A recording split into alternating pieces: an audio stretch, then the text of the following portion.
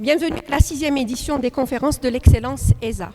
Les conférences de l'excellence ESA sont un cycle de rencontres régulières qui ambitionnent de mettre en avant et en face de la communauté de l'école d'éminents personnages, publics ayant réussi à se distinguer, à incarner dans leur champ d'activité respectif une certaine forme de singularité.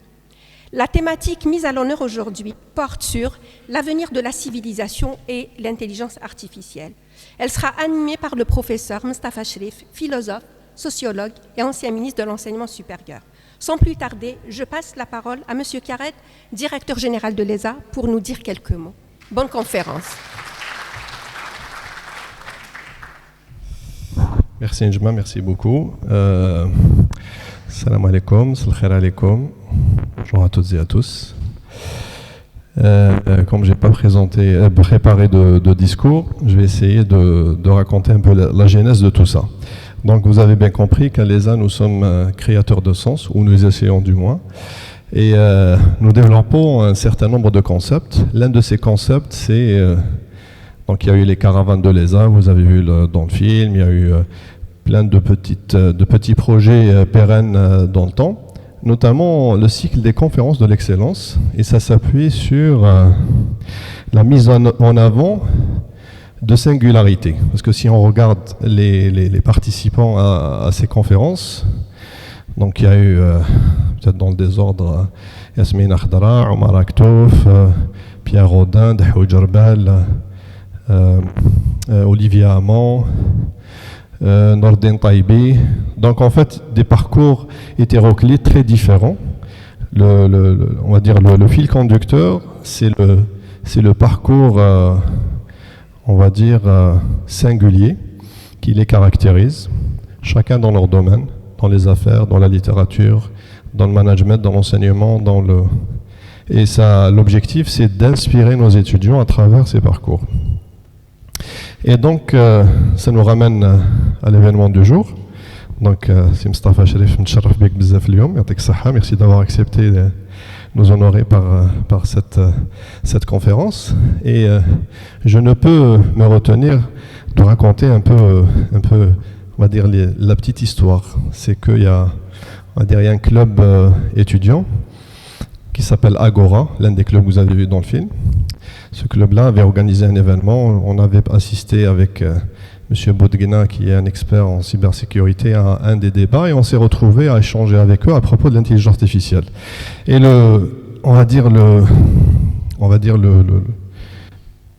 ce qui transparaissait un peu ou l'impression que nous avions, c'est qu'il y avait une peur, une angoisse profonde chez les étudiants. Et bon, on a trouvé que c'était pas normal. Bon, au début, c'était un peu amusant, mais avec le temps, on s'est dit qu'il y avait quelque chose à faire. Parce que la peur n'est pas un sentiment anodin et n'est pas ce qu'il fallait. Donc, pour comprendre le monde qu'il y a autour de nous, il faut déjà sortir de la technique et des discours technicistes, même s'il le faut. Il faut toujours essayer de comprendre la technologie, mais ce n'est pas le fond des choses. Et pour revenir un peu à notre démarche dans la vulgarisation de l'intelligence artificielle, en 2020, nous avions organisé la première formation de IBM sur Watson à l'ESA pour une formation de formateurs. On avait travaillé avec Madame Moufida Tajrot dessus. Donc 25 enseignants d'une dizaine d'universités à travers le territoire national. Et l'objectif, c'était de leur expliquer, de démystifier cette intelligence artificielle à travers ce genre de formation. Après, il y a eu le lancement des Essentials of MBA Digital Governance qui permettait un des modules aborder ces aspects d'intelligence artificielle. Pourquoi je raconte tout ça? C'est qu'il y a une logique qui nous ramène à l'événement d'aujourd'hui. Parce qu'en croisant le professeur, en fait, on a eu un échange intense et on s'est dit que, au lieu de sombrer dans un discours techniciste pour expliquer que, par exemple, des outils tels que ChatGPT, et peut-être c'est le moment de projeter l'échange qu'il y a eu entre Amira Haouchine, qui est notre stagiaire, et ChatGPT depuis un moment en le programmant. Au lieu de sombrer dans l'explication techniciste pour dire que voilà, les réponses de ChatGPT, c'est un ensemble de statistiques qui prédit le mot suivant, la phrase suivante, etc. Et bon, ça démystifie, mais c'est pas le plus important en fait. C'est pas le plus important. Le plus important pour justement ôter toute cette peur, c'est d'essayer de être sur un niveau un peu plus global, celui des idées, celui de l'esprit, et essayer de mettre du sens dans tout ça. Parce que derrière, il y a des problématiques éthiques qui sont posées. Et sous d'autres cieux, on commence déjà à légiférer sur les aspects éthiques, sur la manipulation de masse, l'utilisation de l'intelligence artificielle dans les médias ou dans la génération de contenu pour, par exemple, orienter l'opinion publique de manière très subtile. C'est des choses qui sont déjà mises en place. Ou par exemple, l'utilisation de l'intelligence artificielle, les aspects éthiques qui se posent dans l'utilisation de l'intelligence artificielle pour, par exemple, pour la Google Car, pour ne pas citer de marque, décider s'il fallait foncer avec cette voiture sur un enfant de 3 ans ou un homme un peu moins jeune de 70 ans. C'est des choix algorithmiques qui se posent. Et donc, il faut légiférer. Bon, je cite un peu des exemples un peu terre à terre, mais ça nous ramène justement à cette dimension qui sera, je le crois, abordée de manière brillante et complète par le professeur Mustafa Sharif. Marhaba bik, ala salamtek, bienvenue.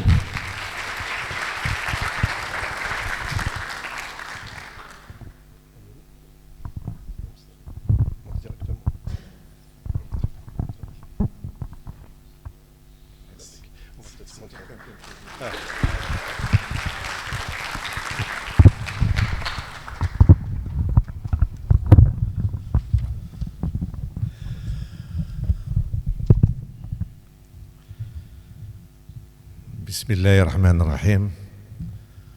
Salam alaikum wa rahmatullahi wa barakatuh. Mesdames, Mesdemoiselles, Messieurs, Messieurs les représentants des institutions du pays, l'élite, les enseignants, les étudiants, je suis particulièrement honoré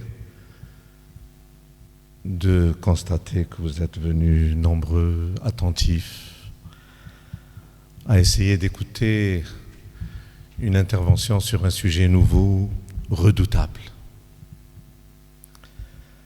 L'avenir de la civilisation et l'intelligence artificielle.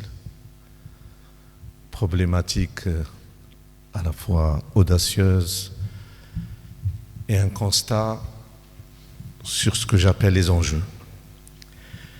Des bouleversements de toute nature sont en cours aujourd'hui, notamment géopolitiques, anthropologiques, technologiques et cognitifs. Qu'est-ce qui est en jeu? Ce qui est en jeu est notre avenir, l'avenir de la civilisation.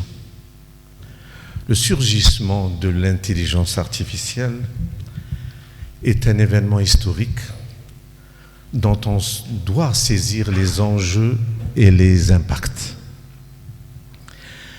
C'est un moment qu'on pourrait appeler un moment de bascule. Il est vital de penser ce moment de bascule, de rupture, de changement, d'accélération de l'histoire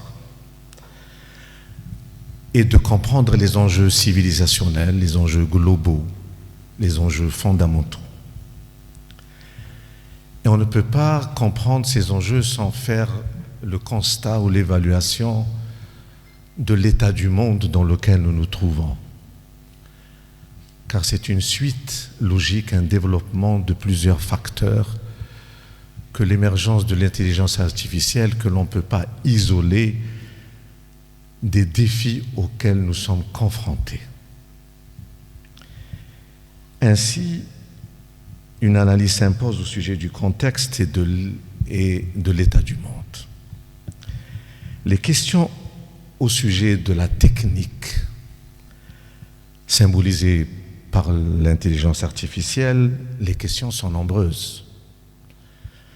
Nous ne devons pas nous perdre et garder le fil essentiel de la méditation, de la réflexion sur les enjeux, les conséquences et l'impact de la technique de manière générale et en particulier de l'intelligence artificielle. compte tenu de la complexité et de l'état du monde, il est vital d'avoir une approche globale, de cerner donc le contexte, mesurer les risques et les avantages pour sauvegarder notre légitime ambition d'être acteurs de notre devenir, spécialement nous, Algériens, épris de la culture de la dignité et de la souveraineté.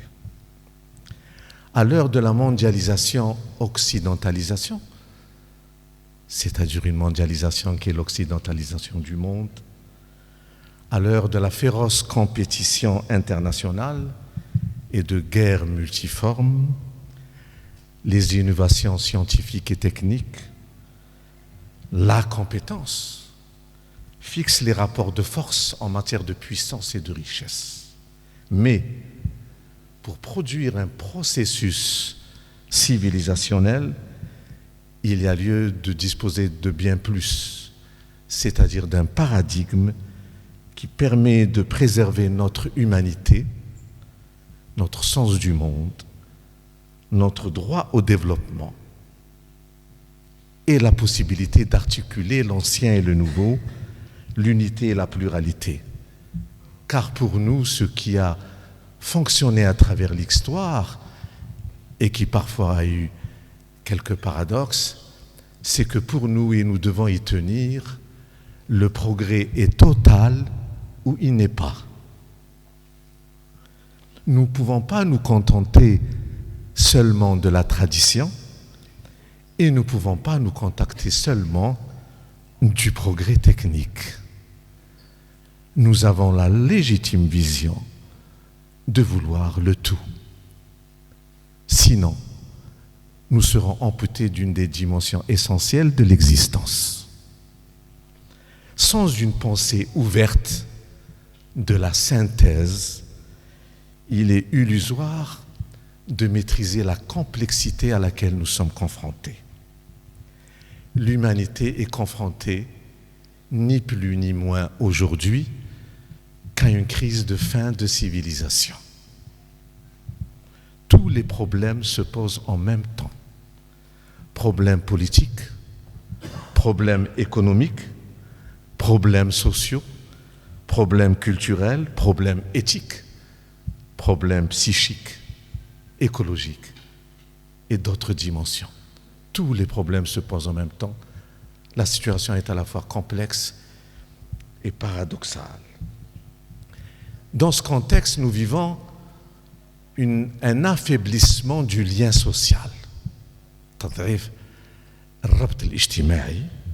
C'est-à-dire aussi un trouble du relationnel, toutes générations confondues. Et l'oubli, et nous vivons aussi de l'oubli du sens, on parle de désorientation, et pour certains, l'oubli du sacré et de la mesure. L'intelligence artificielle s'impose comme une technique incontournable. Et en même temps, nous savons que la technique n'est pas neutre. Nous avons pour devoir d'en mesurer les effets et les impacts. L'amélioration du monde, l'élévation de la condition humaine, la rationalisation de la société grâce à l'innovation est un processus ancien. Nul ne peut arrêter le progrès. Cependant, il ne s'agit pas simplement pour l'IA, l'intelligence artificielle, il ne s'agit pas simplement pour elle de faciliter les activités humaines. Le risque réside dans l'ambition de orienter ou de réorienter ces activités dans une direction problématique et avec le risque de changer la nature humaine, l'enjeu fondamental. La technique, nous le savons depuis des siècles, change les rapports au monde, change les rapports sociaux, change les rapports de force.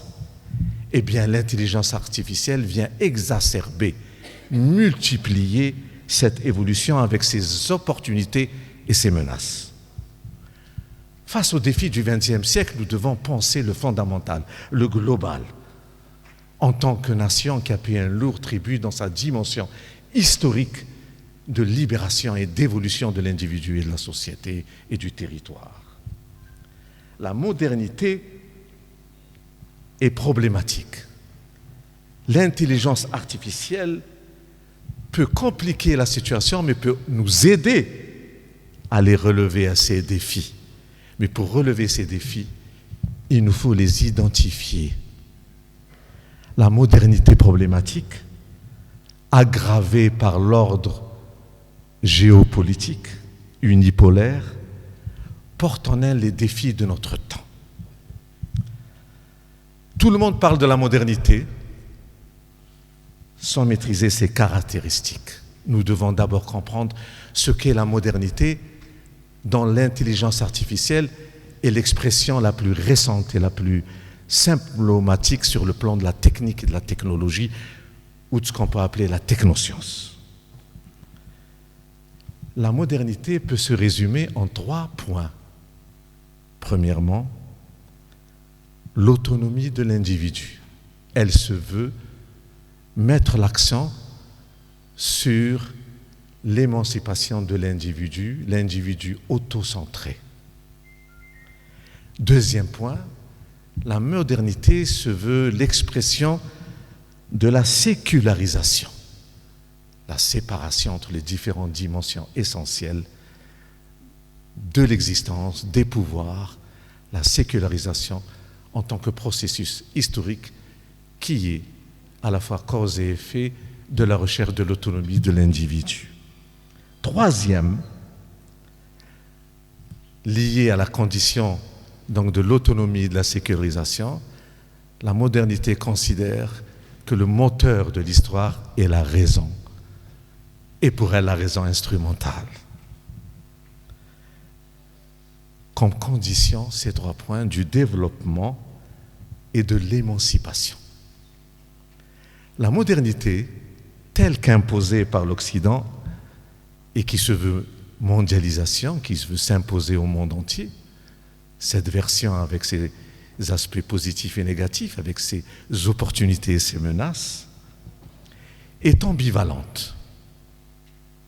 Elle produit du développement et de l'émancipation, mais suscite des déséquilibres et aujourd'hui elle semble s'épuiser. Séparation, confusion, distinction.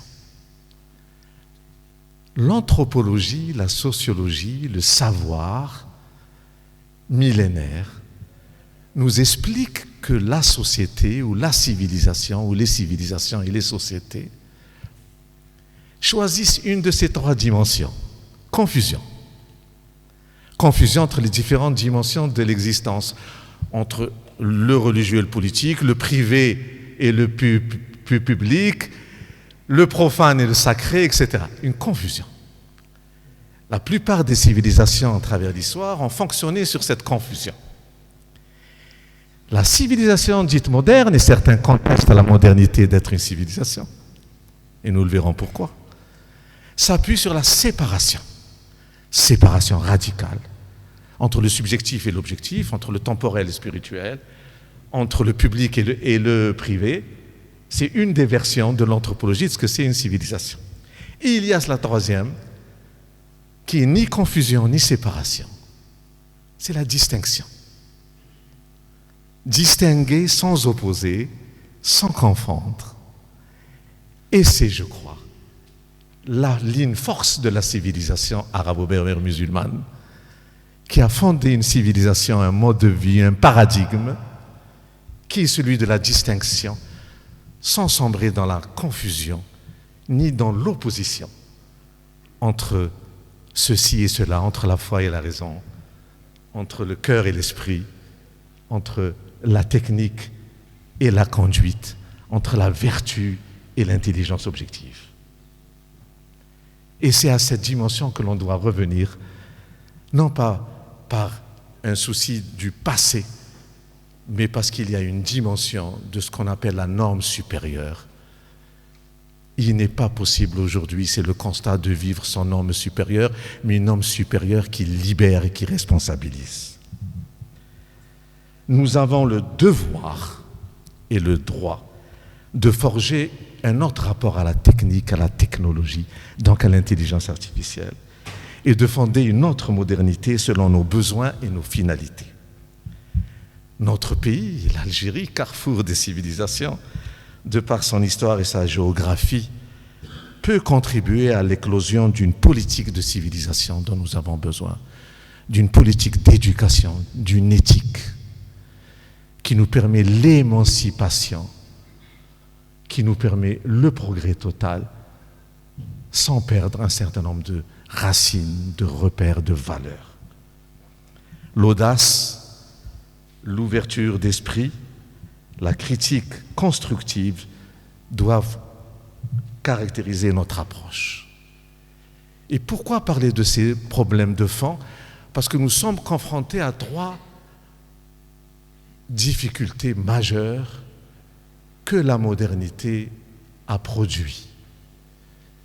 Elle est incontournable, mais nous avons le droit de la façonner en fonction de nos finalités et de notre ambition. La révolution scientifique et technique de l'intelligence artificielle peut être façonnée selon nos objectifs. Nous devons assumer cette technique comme d'autres techniques, mais nous affirmer tel que nous nous sentons et tel que nous nous voulons. Les 3 problèmes de fond que pose la modernité et la technologie comme l'intelligence artificielle, c'est d'abord sur le plan du sens de la vie, la question du sens, le sens de la vie. Le premier point inquiétant est donc d'ordre spirituel et éthique, qui adhère à une grille de lecture faisant place aux valeurs de l'esprit, voit marginaliser tout le champ de la vie. Le désenchantement, dit-on, marque la fin d'un monde, mais ce n'est pas la fin du monde, il nous faut le comprendre pour inventer un autre qui échappe à toute fermeture.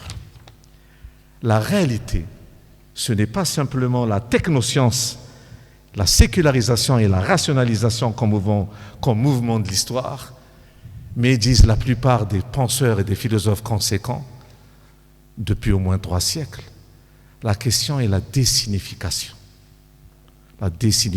du monde. Le deuxième est le problème politique.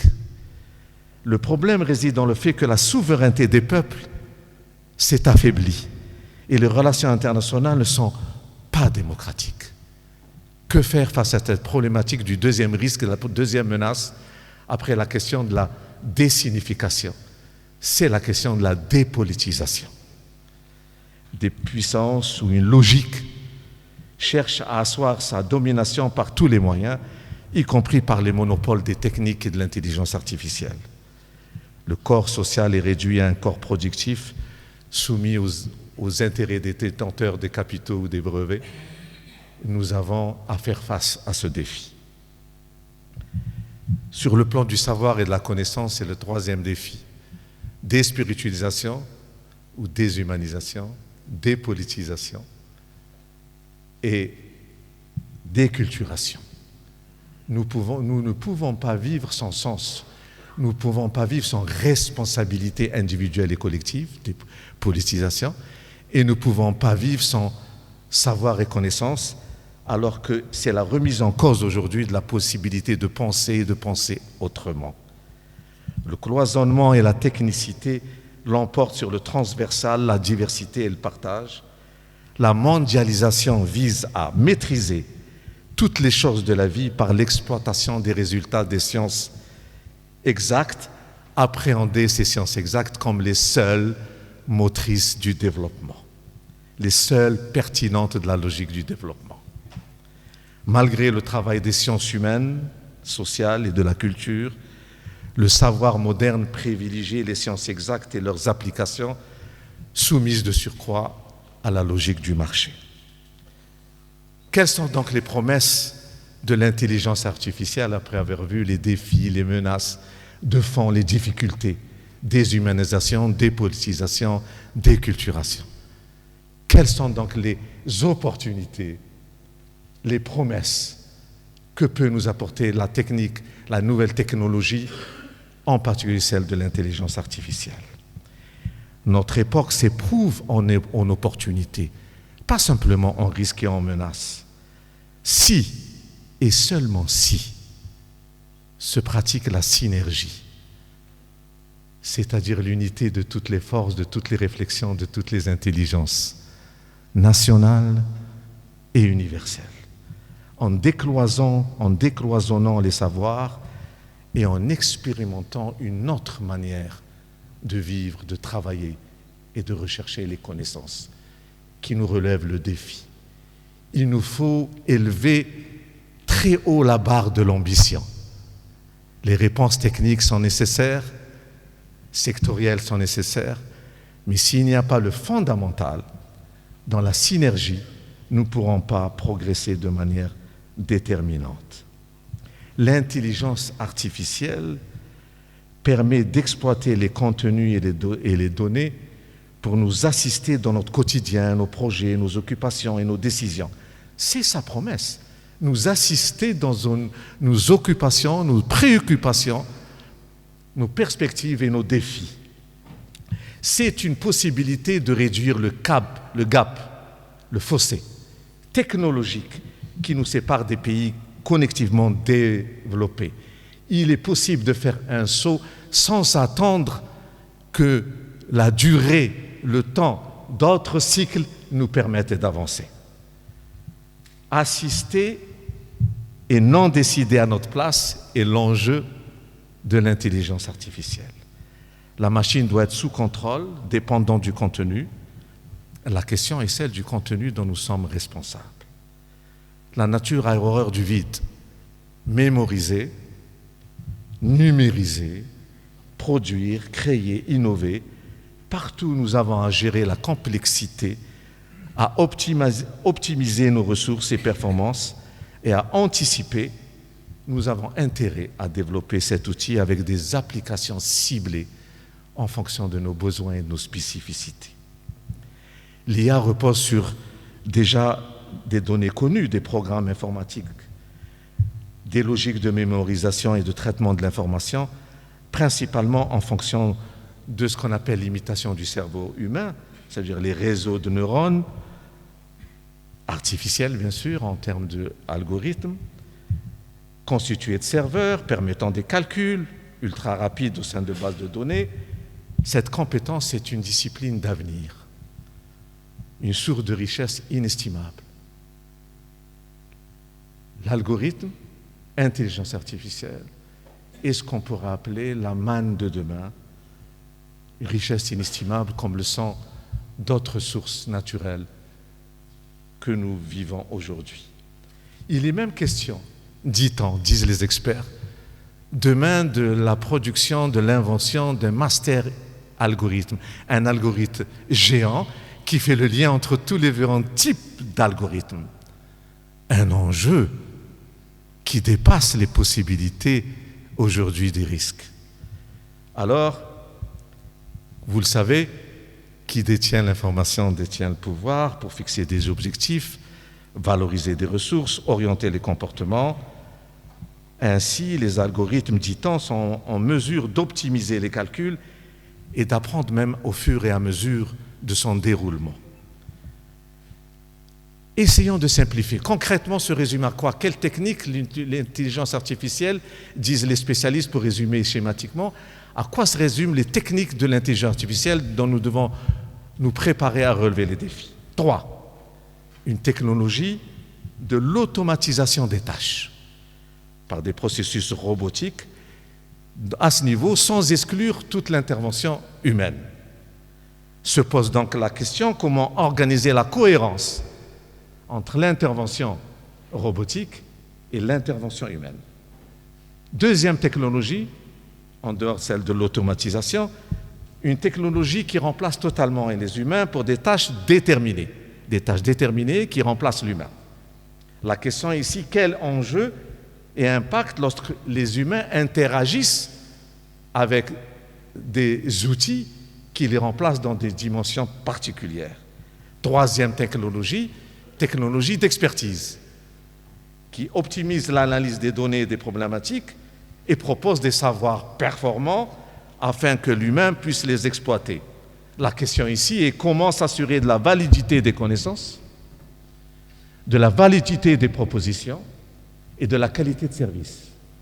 Dans les trois cas du travail concret de l'intelligence artificielle, automatisation, remplacement et expertise, les questions philosophiques, anthropologiques, d'éthique, de sécurité, de gouvernance et de juridique se posent.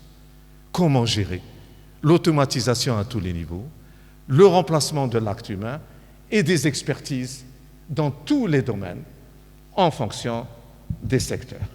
Ne comptons pas, première leçon, ne comptons pas sur les machines pour régler ces questions et réduire les risques et les problèmes politiques, sociaux, psychiques et culturels de ce changement de vie qui touche au paradigme. C'est la responsabilité humaine. Sciences exactes et technologiques et sciences humaines et sociales doivent se compléter et interagir. La responsabilité auquel les opérateurs ou les utilisateurs s'inquiètent concerne une responsabilité collective, concepteur, propriétaire, programmateur et utilisateur. Quelles sont les conséquences de ces trois techniques et de cette technologie nouvelle qui se permet de robotiser un certain nombre d'activités, de les remplacer et de les expertiser pour les régler? Conséquence, la première, sur le travail. La définition de milliers de métiers, notamment celle du chercheur, du manager, de l'enseignant, la définition va changer. Nous allons renoncer, nous dit-on, à certaines tâches et céder une partie de nos prérogatives, de nos pouvoirs, à un algorithme. Il nous faut nous préparer à gérer à cette dimension. Reste à développer dans cette problématique ce qui nous différencie, ce qui nous distingue de l'intelligence artificielle, c'est-à-dire une vision stratégique, une vision intuitive et une éthique. Ce qui nous différencie de la machine, la stratégie, l'intuition et l'éthique. Ce qui nous différencie est essentiel. Nous devons anticiper une triple dynamique sur cette conséquence sur le travail. Transformation de métier. 2, disparition de métiers. 3, création de nouveaux métiers. Nous devons réfléchir ensemble. Quels sont les domaines où il y aura transformation des métiers, où il y aura disparition de métiers et il y aura évolution de ces métiers.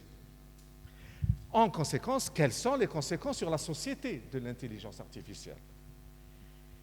L'intelligence artificielle, deuxième leçon, n'est pas uniquement une science, c'est une techno-idéologie. Elle a une part d'idéologie. Ses concepteurs, ses contextes, ses buts, je disais, ne sont ni innocents ni neutres. Elle peut aboutir, cette intelligence artificielle, à aggraver la déshumanisation et la dépolitisation et la déresponsabilisation. Elle peut aboutir à ce qu'on appelle un guidage automatique de la vie collective. La déshumanisation risque de s'accélérer en l'absence de doctrine fondée sur une norme supérieure, des constantes et une grille de lecture du monde que nous devons sans cesse mettre à jour en tant qu'héritage ou patrimoine de notre histoire et de notre société. La généralisation de l'intelligence artificielle sera demain un moment décisif de l'histoire de l'humanité où il nous faut une pensée, non une pensée comme vue globale, pour que ce ne soit pas un guidage automatique, un nivellement par le bas, et une instance de contrôle de toutes les dispositions de l'intelligence artificielle comme enjeu. Permettez-moi de dire, en tant qu'Algériens, que nous disposons d'un patrimoine, d'une vision du monde, d'une éthique pour meubler cette technologie. Nous avons, en tant que civilisation, en tant que patrimoine, à travers l'histoire, notre histoire, forgée de la culture de la résistance, mais de la dignité et de l'ouverture sur le monde, des possibilités à assumer nos responsabilités par la créativité, par le ressourcement, mais tourné vers l'avenir pour faire face à la technologie qui bouleverse non seulement les rapports sociaux, mais la nature humaine dans toutes ses dimensions. Une question se pose par tous les spécialistes sur ces changements, sur ces bouleversements. Elle symbolise, cette question, la difficulté. Qui va imiter l'autre? L'humain va imiter le robot dans sa vie ou le robot qui va imiter l'humain? Le risque est de robotiser l'humain. Les interactions avec les robots peuvent affecter notre façon d'interagir avec les autres. D'autant que, et c'est la problématique de fond, que rien ne peut imiter toutes les aptitudes du cerveau humain. L'intelligence humaine nous demande de rester confiants, d'avoir confiance en nous-mêmes et d'avoir confiance en la science. Toutes les aptitudes du cerveau humain ne peuvent être imitées. C'est-à-dire que quelles que soient les circonstances, l'être humain restera force inimitable, doté d'aptitudes s'il sait les cultiver, pour se confronter à toutes les complexités, toutes les situations inattendues et surprenantes. L'intelligence humaine est une alchimie, résultat de plusieurs facteurs. Elle ne fonctionne pas seulement à partir de calculs et d'automatismes, comme la machine. Le mystère de l'intelligence humaine, supérieure à celle de tous les vivants et de toutes les machines, repose sur ce que nous savons, que nous avons. Mais elle nous demande d'acquérir, de faire l'effort pour construire sur cette fibre. Rien de plus beau, de plus complexe et de plus mystérieux que le langage humain et son intelligence. La notion d'intelligence artificielle s'en inspire, mais elle ne doit pas nous induire en erreur. Les deux intelligences, humaine et artificielle, ne sont en rien semblables, malgré les techniques utilisées. L'intelligence humaine est mystérieuse, celle de la machine est explicable sur la base des mathématiques. Le traitement de flux d'informations sur la base de processus et codes fonctionnalistes n'est pas capable de synergie, le mot-clé que je vous citais au début, pour pouvoir confronter les problèmes, n'est pas capable de synergie avec la sensibilité humaine, l'esprit humain, l'imprévu et surtout l'introspection, la connaissance de soi. Tout compte se pose aujourd'hui, et cela pour vous donner une illustration, tout comme se pose aujourd'hui la question du rapport entre l'intelligence artificielle et l'intelligence humaine, sachez que la question du rapport entre l'intelligence de la raison et l'intelligence du cœur, de l'âme, de l'esprit, se posait déjà depuis des siècles. L'apport des savants et des génies universels de notre civilisation l'illustre. Permettez-moi de vous rappeler, pour notre culture, la singularité, le débat historique qu'il y a eu lieu entre Ibn Rushd et Ibn Arabi. Ibn Rushd rencontrant pour la première fois Ibn Arabi, c'est Ibn Arabi qui le raconte dans ses mémoires. Ibn Rushd, dans le silence de la voix et dans la télépathie devant toute une assemblée, demande à Ibn Arabi, est-il possible d'accéder au vrai, à la vérité, de comment il faut vivre et quelle est la finalité de la vie? Est-il possible sur la base de la raison, de la technique, de la science? Ibn Arabi lui répond oui. Le débat entre le cœur et la raison, entre l'esprit, l'âme et le corps, se posait ainsi. Et il lui dit oui, ça veut dire qu'il faut s'appuyer sur cette aptitude, sur ce cerveau de l'être humain, sur la raison. Et puis quelques instants plus tard, quelques secondes plus tard, il lui répond non. Avec ce qui dans le visage s'était éliminé. Sous-entendu qu'avec l'intelligence artificielle ou la raison, je peux accéder à régler, me confronter, trouver des solutions de la vie complexe. Et il lui dit oui. C'est-à-dire qu'il faut évidemment s'appuyer sur cette qualité de la raison. Et puis il lui dit non. Et je lui dis pourquoi? Pourquoi non? Dans un deuxième temps. Et Arabi lui répond parce qu'il y a un au-delà de la raison. Tout comme Ibn Sina qui rencontre Menwahid bin Awliya al-Salihin, qui dit à l'assemblée dans laquelle il se trouvait, Ibn Sina, ou Adrakan Ibn Sina, qui travaillait sur la raison pratique, la raison de la rationalité bien avant d'autres penseurs modernes de Kant à Hegel. Il dit, en rencontrant Sir Louis Saleh devant toute une assemblée, il voit ce que je sais. L'un sait, l'autre voit. Celui qui sait ne le voit pas. Il lui répond, il sait ce que je vois. Toujours l'au-delà de la raison. Dans le sens de la vie. Il s'agit, disent les maîtres du savoir, de cette nature humaine, de la science des sciences. Elle me décline, qu'aucune machine ne peut imaginer, ni même un être humain distrait.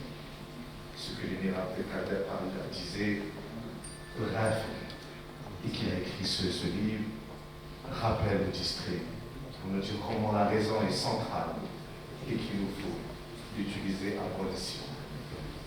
L'intelligence humaine est singulière, et je fais cette parenthèse de la culture pour comprendre les difficultés de la subtilité, que ce n'est pas simplement un simple enjeu technique, il s'agit du sens de la vie d'abord et de notre humanité. Elle ne repose pas, nous avons dit, sur des connexions logiques, l'intelligence humaine, mais sur un cerveau, capacité et connexion inattendues, subtiles, subjectives, des analogies, des nuances, des fulgurances, des illuminations qui élargissent l'horizon de la connaissance et de la science. Croire, vivre, c'est connaître. Nous sommes capables, par l'intelligence humaine, de comprendre les origines, de déterminer les origines des causalités. L'algorithme, lui, établit des corrélations statistiques. L'intelligence humaine se nourrit d'interactions multidimensionnelles, notamment l'interaction humaine se nourrit d'interactions multidimensionnelles, notamment entre le cœur et le cerveau. Le cerveau, c'est celui qui crée la connaissance, il est alimenté par un certain flux qu'on peut avoir dans le cœur. Il ne faut pas avoir peur de la machine, nous avons bien plus d'aptitude, de qualité et de dimension possible si on est attentif à ce qui est recherché. Et nous devons former de nouvelles générations sur cette aptitude de confiance en soi, à la recherche infinie du savoir et de la connaissance, en fonction de lignes de cohérence, de synergie et de liaison. Ainsi, l'intelligence humaine se veut un rapport à soi. Il y a trois rapports au monde. Rapport à soi, rapport à autrui et un rapport au cosmos. Tout cela lié à un rapport au visible et à l'invisible qui se transforment en permanence et développent les saveurs. L'intelligence artificielle est puissante. je viens de dire, elle n'est pas une intelligence au sens humain. Il nous faut l'accepter et le comprendre. Les sciences algorithmiques imitent une partie du cerveau humain au sujet du traitement de l'information en multipliant et en augmentant la puissance d'analyse plus rapide, plus efficace. Mais ce pouvoir restera toujours partiel. Il ne pourra jamais saisir toutes les fonctions de l'esprit humain. L'intelligence artificielle, malgré ses limites, n'est pas une évolution, une invention, une innovation comme toutes les autres. Elle veut se saisir de toutes les dimensions, de tous les secteurs.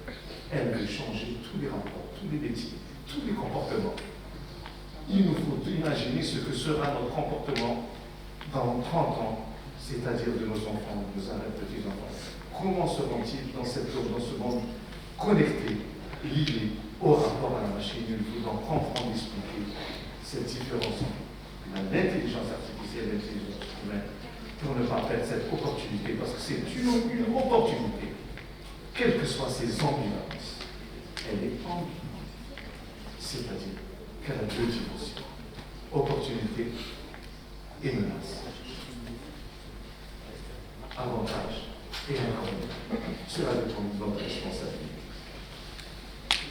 Ainsi, nous devons continuer à expérimenter la vie par elle-même et mettre en œuvre toutes les fonctionnalités qui existent pour que la technologie soit un instrument de développement, d'émancipation et de liberté. L'intelligence artificielle peut autant faciliter l'émergence d'un monde de bien-être qu'accentuer la crise de civilisation. Elle peut accentuer la crise de civilisation dans laquelle nous sommes. Elle peut au contraire être un début de solutions et de remèdes pour relever les grands défis fondamentaux que sont la question du sens, la question de la raison et la question de la justice. Parce qu'une civilisation, c'est en résumé 3 dimensions. N'est pas civilisation celui qui n'a pas une doctrine, un paradigme, des finalités, une lecture du monde. Nous avons comme devoir de toujours rendre vivant notre lecture du monde, notre sens des finalités, des objectifs du monde. Deuxièmement, n'est pas une civilisation celui dans la logique, la raison, le travail de l'exercice, de la rationalité, ne s'exerce pas comme moteur du développement.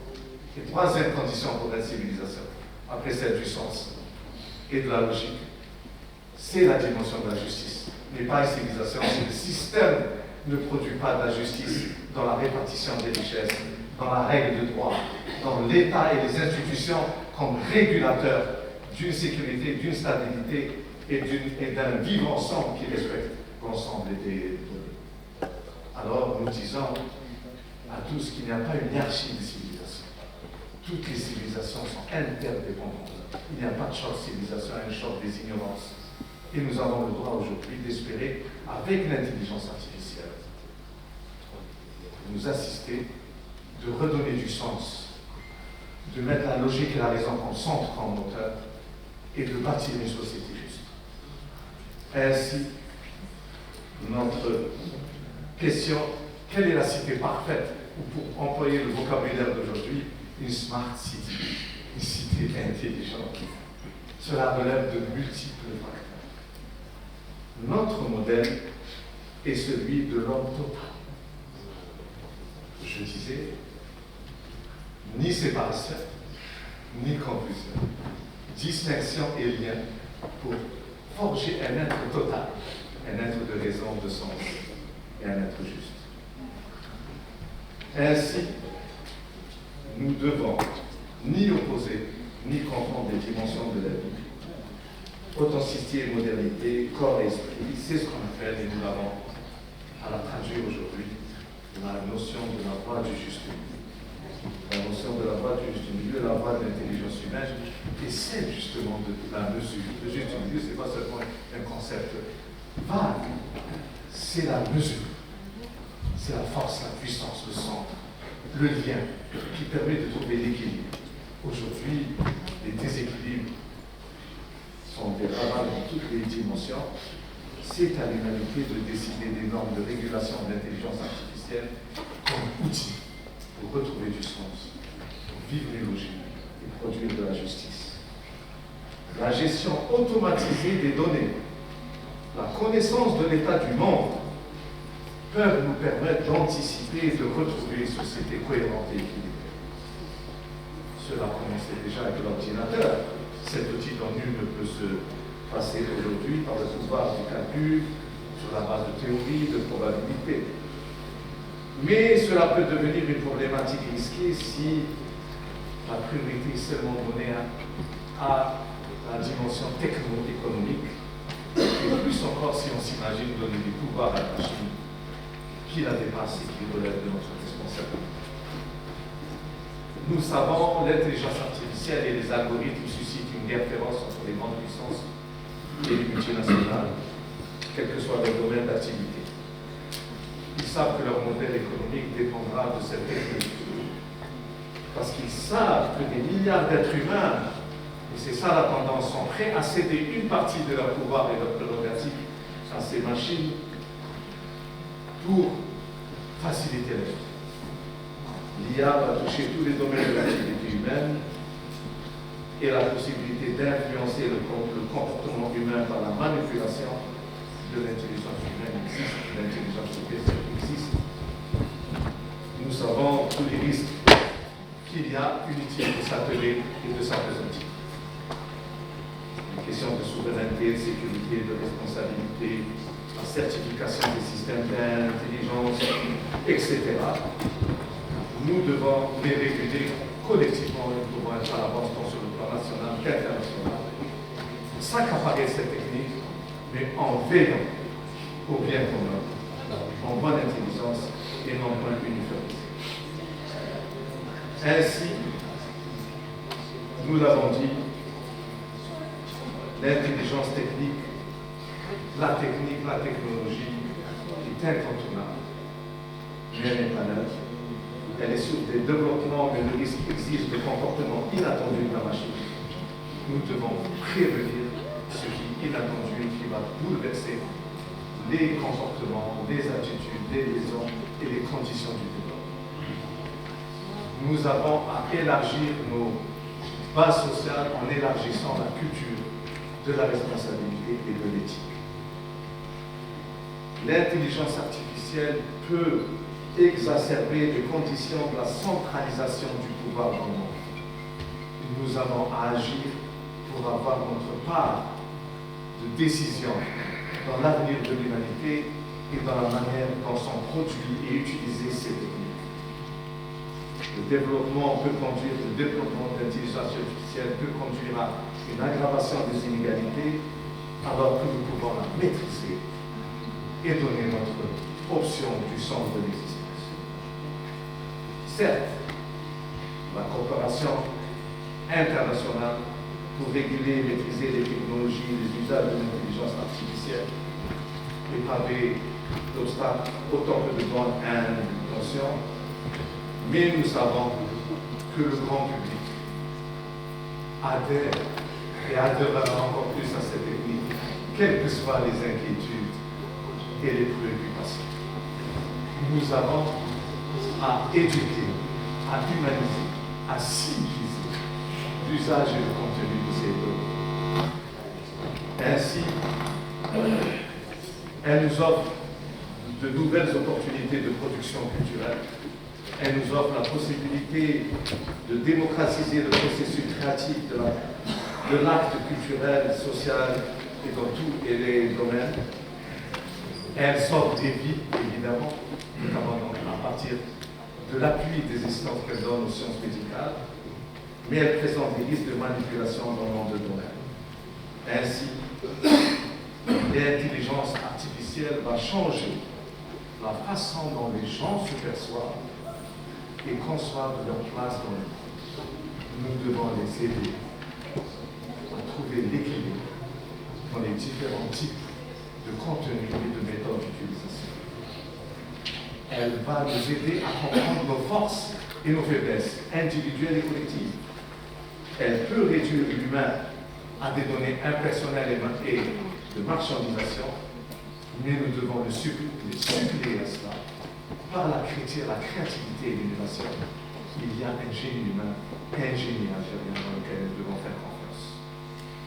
Ainsi, elle peut contribuer à résoudre des problèmes mondiaux, tels que la prévention et le traitement des pandémies. La leçon des années dernières est éloquente. Elle peut aider au changement climatique, à l'économie verte, à régler les problèmes d'insécurité, mais nous savons qu'elle peut être utilisée, et cela a déjà commencé, à des nouvelles formes de propagande et d'oppression, par des monopoles et par des manipulations. Elle peut aggraver les fameux défis majeurs que nous avons vus au début, ceux de la déshumanisation, de la dépolitisation et de la déspiritualisation. Mais elle peut apporter des remèdes si nous savons créer du contenu et assumer nos responsabilités. Comme pour toute technique, l'intelligence artificielle est censée faciliter la vie et rendre le monde meilleur, mais elle soulève des questions sur le sens du monde et la légitimité du pouvoir, des concepteurs et des propriétaires. Inventer une utilisation éthique de l'intelligence artificielle est l'alternative. Nous devons tirer les leçons de nos expériences et de celles des autres, d'autant qu'elle n'a pas conscience de l'intelligence artificielle. C'est notre conscience qui est en jeu. Elle n'a pas la capacité, vous le savez, d'avoir des croyances personnelles, une conscience de soi, ni de terminer indépendamment ce qui vient au mal. Elle est une invention attrayante avec une illusion du monde. Illusion du monde. Elle n'est pas un aide de compagnie avec lequel on peut discuter, dialoguer. Ne nous trompons pas. Elle doit rester un outil prodigieux, mais un outil. Elle ne ressent aucune empathie et émotion. Et plus encore, elle n'a pas la compréhension de ce qu'elle dit. Elle ne dialogue pas vraiment. Son savoir est livresque, encyclopédique, automatique, sans le doute, ni l'autocritique, ni l'intuition. Mais elle a une puissance de calcul et de proposition qui va devenir incontournable dans le règlement des problèmes de toute nature, liés au développement, liés à l'identité et liés à la question du sens. En sachant que l'identité, parce qu'on en parle toujours, une identité n'est ni monolithique, elle n'est pas composée seulement d'une dimension. On est à la fois ceci et cela, on n'est pas que ceci. Et elle n'est pas figée, une identité toujours évolutive. Elle a besoin de créativité. Notre identité, notre algérianité est à la fois plurielle et unitaire, elle s'appelle ce qui est commun et ce qui est politique. Elle est habitée à la fois formée par ce qui est ancestral et par ce qui est nouveau. L'intelligence artificielle va bousculer ce processus.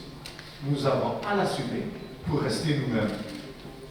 Rester nous-mêmes dans notre richesse, à la fois un et pluriel, à la fois ancien et nouveau. Et cette façon dont nous va nous bousculer est salutaire. Elle vient nous obliger à être encore plus créatifs, encore plus vigilants, encore plus ouverts aux expériences des autres, de nos anciens, et à l'écoute des besoins aujourd'hui des générations et du temps. Elle nous oblige, nous sommes obligés à tenir compte de tout ça. Compte tenu de la psychologie humaine, l'utilisateur de l'intelligence artificielle peut tomber dans l'idolâtrie subie par la machine. Nous devons nous y garder. Il risque d'être manipulé et piégé. Nous devons comprendre comment elle fonctionne. Et ça, c'est plus la responsabilité des ingénieurs. Mais on doit aussi comment non seulement elle fonctionne, mais comment l'utiliser. Et ça, c'est le responsabilité collective. Le sociologue, le psychologue, l'anthropologue ont un rôle. Il y a lieu d'initier les jeunes à l'interdisciplinarité, à commencer par la pensée informatique. Qu'est-ce que la pensée informatique? À la pensée mathématique, au concept technologique, pour comprendre les prouesses, mais aussi les limites de la machine, mais la démarche intellectuelle raisonnable est d'assumer aussi les autres dimensions et les impacts dimensions socio-culturelles de ce qu'elle fait. Ainsi, nous sommes, je crois, plus armés que d'autres sociétés qui ont mis l'accent sur ce que je disais au début du risque de la modernité, ceux qui sont dans une hyper-sécularisation, dans une hyper-autonomie de l'individu et dans ce qu'on peut appeler aujourd'hui le consumérisme, qui ne sont pas les défauts seulement d'une seule région, puisqu'ils sont en train de se généraliser, de se mondialiser. Mais nous commençons aussi à être affectés par cette logique de la mondialisation. Mais nous avons encore des atouts, parce que nous avons encore un ressourcement de notre notion qui ne suffit pas de mettre l'accent sur l'autonomie de l'individu, mais aussi sur l'être commun, le bien commun, le vivre ensemble. Le commun ne doit pas réduire l'autonomie de l'individu, et l'individu dans son autonomie ne doit pas se couper du lien social, du lien national et du lien même universel et humain. Nous avons à articuler. La sagesse est d'articuler, de conjuguer des dimensions qui ont l'air opposées alors qu'elles sont dans la complétude. Ainsi, l'école et l'université, puisqu'on est dans une grande école d'excellence, l'école et l'université, tout en étant à l'écoute de la société et en veillant à l'adéquation en formation, l'école et l'université ne doivent pas être soumises aux seuls besoins des secteurs utilisateurs, ni seulement aux détenteurs de capitaux et aux courants idéologiques, mais répondre à des besoins d'intérêt commun qui dépassent tous les particularismes. Autonomie, équité, diversité, pour former des citoyens responsables, équilibrés et novateurs et la voie prometteuse du futur. La création de l'École nationale supérieure d'intelligence est un exemple, un signe prometteur, à lieu de multiplier la création même d'une maison de l'intelligence artificielle, comme ça a été fait à l'Université de Grenoble. Nous devons créer un réseau interdisciplinaire, mais aussi ensemble, tellement la complexité nous fait face. Ainsi, même techniquement, on est guidé par la peur du data, du big data. Il y a aussi le small data qui peut nous aider à travailler sur des expériences à dimension humaine et nationale et en tirer un profit. Ainsi, nous avons intégré toutes les sciences. Parce que ce qui compte, ce n'est pas la quantité, la qualité, la rigueur et la synergie. Ce qui est commun ensemble en accélérant le développement et l'intelligence artificielle. S'il y a un secteur qu'elle va aider, c'est celui de la recherche scientifique. Et l'Université algérienne a décrété 2023 l'année de l'intelligence artificielle. Donc je remercie l'invitation qui m'a été faite par les arts pour parler justement de cette dimension de l'intelligence artificielle, mais liée au global, au fondamental. Que deviendrons-nous en tant que civilisation, en tant qu'être humain? Que deviendrons-nous en tant que travailleurs, en tant que professionnels? Notre métier, comment va-t-il évoluer? Et le travail, la société, mais d'abord notre humanité. Préservons notre humanité et le reste sera plus aisé à être réglé.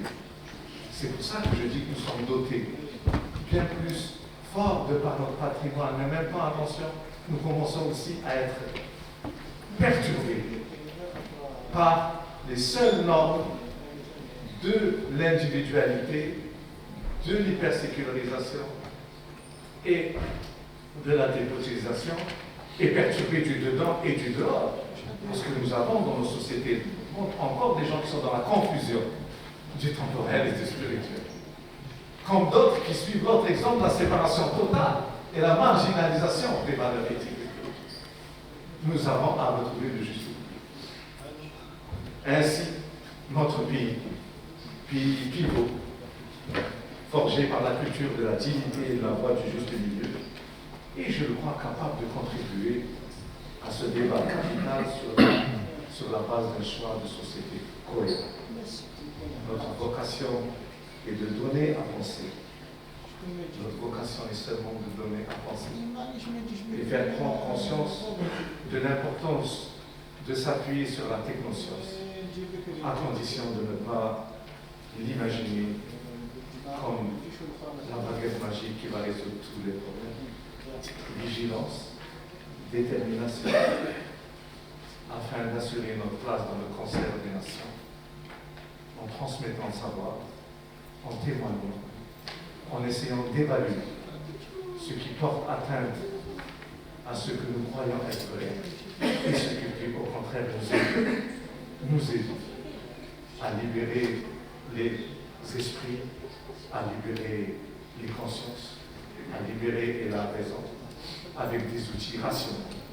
Car la rationalité, c'est ce qui fait la différence, mais nécessaire mais pas suffisant.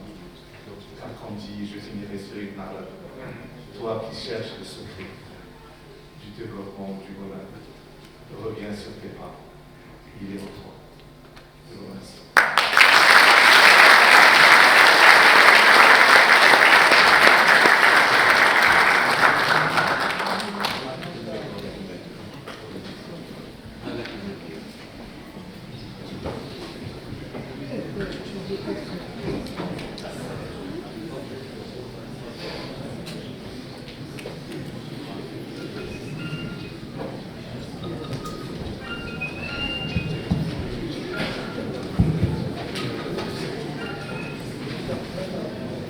Merci professeur pour ce brillant exercice de raison, de réflexion, de pensée, pour cette lecture qui nous sort un petit peu des lectures un peu trop technicistes et qui nous plonge dans les enjeux réels, humains, philosophiques et civilisationnels de cette révolution qu'il y a. Alors, en passant plus tarder, je pense, à la partie plus interactive de la conférence de l'excellence. Et on commence par un premier invité un peu spécial avant M. Mourad Preuve, qui est peut-être un peu plus spécial que vous et qui nous a rejoint depuis le début, M. OpenAI ChatGPT, et qui est un peu plus plongé dans le bas. M. ChatGPT nous a rejoint depuis le début et qui est en compagnie de notre ami Amira. Est-ce que tu peux nous montrer, Amira, est-ce que notre ami a suivi l'ensemble de la conférence?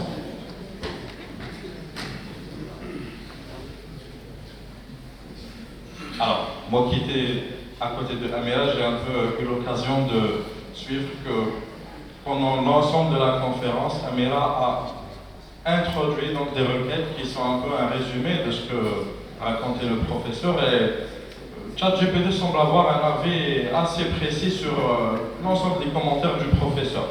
Donc on a ici un résumé qui s'est déroulé au fur et à mesure de la conférence. Donc c'est aussi, oui, c'est une première conférence co-animée par une intelligence artificielle, rappelons-le. Donc, et sur... Exactement, c'est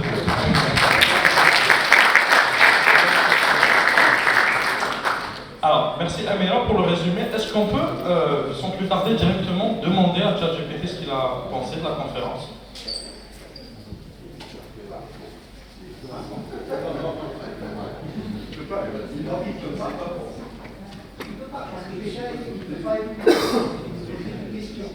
Alors, je pense que Amira va simplement lui poser la question.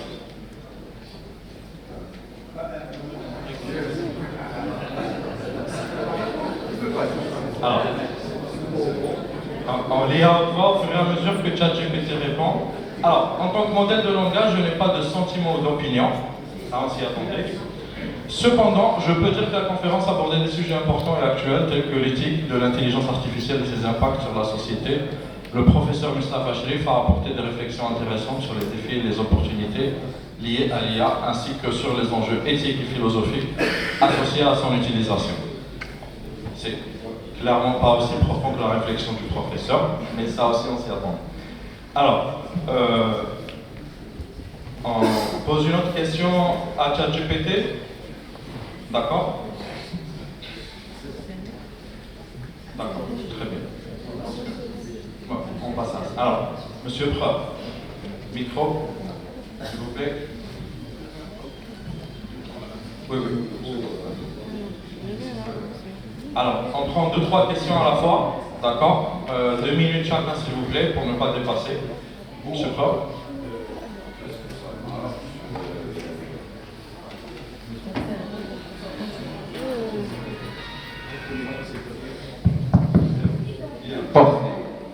Moi, j'attendais avec impatience cette conférence et je voulais poser un certain nombre de questions au professeur. Je réfléchis beaucoup sur les questions de modernité et aujourd'hui, je pense que je vais peut-être avoir quelques réponses. La question de la modernité, l'ethnocentrisme et le viol colonial nous ont imposé comme seconde peau une modernisation et une conception aliénante de la modernité qui rend impossible notre accès à une modernité propre. René Guénon l'a bien montré dans ses travaux. Et en fait, le but de la modernité, vous l'avez dit, professeur, c'est le sujet avec un culte du progrès, de la liberté, de la raison. Et en fait, tout se résume dans la liberté. Nous sommes dans un bateau, vous êtes libre de crever la coque du bateau et d'envoyer le bateau par le fond, si on va jusqu'au bout de la notion de liberté. En fait, et toujours dans la liberté, les libertés collectives sont perçues comme des prisons. Hein? Les identités collectives, pardon. Religion, pays, patrie, comme des prisons qui enferment l'individu. La postmodernité va encore plus loin, et veut émanciper la personne de toutes les appartenances collectives. J'entends parler de citoyens du monde. Citoyens du monde, c'est citoyens de nulle part. Le grand projet de la modernité, qui est occidental, est de faire émerger le sujet, un sujet abstrait et démiurge, un sujet qui l'individu est censé être animé par la raison, c'est-à-dire par la rationalité, libéré de l'obscurantisme des religions, des mythes, des croyances. On est dans la société liquide de Sigmund Bauman, hein, un corps sans squelette qui ne peut pas... l'objectif était aussi de fragmenter la société horizontalement pour atténuer la violence verticale des luttes de classe, pour employer un langage marxiste. C'est la fin de l'Occident. Moi, ma conviction, c'est que la crise ukrainienne signale la fin de l'Occident. D'accord? Après 4 siècles de domination, il peut nous emporter avec lui. C'est lorsque vous êtes à côté d'un grand navire qui coule, si vous êtes trop près, vous allez être emporté. Si nous ne produisons pas nos propres référents. D'accord? La postmodernité, y compris, veut libérer l'homme des lois de la biologie. Nietzsche voulait tuer Dieu. Soros et Bill Gates, avec le transhumanisme, veulent tuer la mort et la biologie. Il n'existe pas de modernité arabe, seulement une modernité importée selon Adonis. Mais moi je me permets de corriger le grand Adonis en disant que le monde arabe d'abord a rompu avec ces grands rationalistes du XIIe siècle. Hein. Vous avez cité Ibn Rushd, le père de la Renaissance européenne. Hein. Et chaque fois que je corrigerai Adonis, je me permets, en disant que chaque fois que le monde arabo-musulman a tenté de produire une modernité, il a trouvé l'Occident sur sa route. Le meilleur exemple, c'est l'échec de l'aventure moderniste de Mohamed Ali en Égypte au début du 19e siècle. Mohamed Ali, avant l'ère Meiji, avait envoyé des étudiants à la Sorbonne accompagnés d'un imam, Midhat al-Tahtawi, bien avant que le Japon ne lance l'ère Meiji. Et la modernité, c'est pour moi moi, c'est Asala wa Tafadda. Et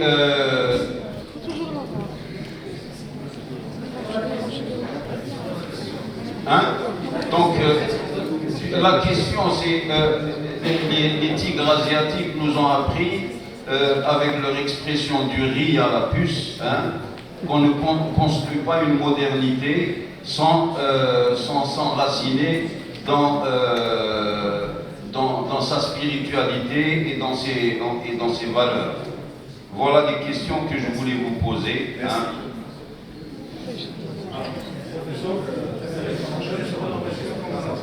Allô, je pose une autre question là. C'est Mustafa. J'ai une autre question. Alors, alors, est-ce que cette orientation de l'intelligence artificielle, voulue par un groupe restreint d'individus, n'est pas imposée pour perdre nos repères civilisationnels, l'éthique et surtout l'homme libre? Et surtout l'homme libre.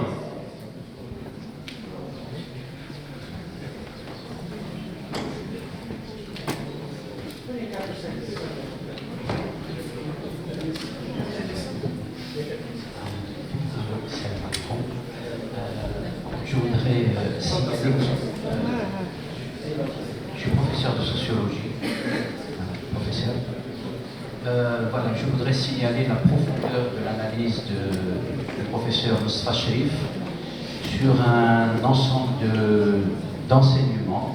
Alors, je mentionnerai une chose, c'est qu'il est une forme de lanceur d'alerte, parce que, c'est-à-dire, il se démarque d'une part par la profondeur philosophique, mais il n'est pas, c'est ça que je pose, c'est la première question, il ne parle pas comme les anciens enseignants qui mentionnaient la philosophie de la civilisation. C'est une autre forme de civilisation qu'il propose, d'une part. D'autre part, je voudrais signaler qu'il a fallu attendre près d'un siècle pour que les mouvements, quand il y a eu une dérive de la modernité, que ce soit par l'école de Francfort ou par d'autres écoles philosophiques qui ont parlé de la postmodernité, mais qui ont proposé des situations où il y avait cette confusion encore, ou alors une forme de séparation, comme vous avez parlé de la... Maintenant, on voit des penseurs comme Edgar Morin qui reviennent à une forme d'humanisme, etc. Alors moi, je poserai une question aussi directe concernant l'Algérie. Vous avez félicité l'Algérie, on devrait le faire avec vous, pour avoir inauguré cette école supérieure de l'intelligence artificielle. Mais également, il y a le nouvel ministère de la start-up, peut-être. Mais vous nous proposez aussi un autre modèle, c'est-à-dire vous êtes une forme de guide, vous proposez un manuel de guide pour éviter les écarts, comme vous avez dit. Alors, ce que je voudrais dire, nous avons en Europe déjà, aux États-Unis, il y a actuellement des grands procès contre les GAFAM, des grands procès pour empêcher le monopole. Avons-nous, l'Europe a fait la même chose en France, etc. En Algérie, avons-nous les outils juridiques pour faire cela, d'une part, les outils juridiques. Nous avons un problème aussi actuellement, cette élite qui se délite. Les élites actuellement, vous êtes une part de l'élite algérienne, vous la connaissez très bien depuis 30 ans à peu près, qui a les capacités d'être un modèle pour prendre en charge votre modèle au chômage.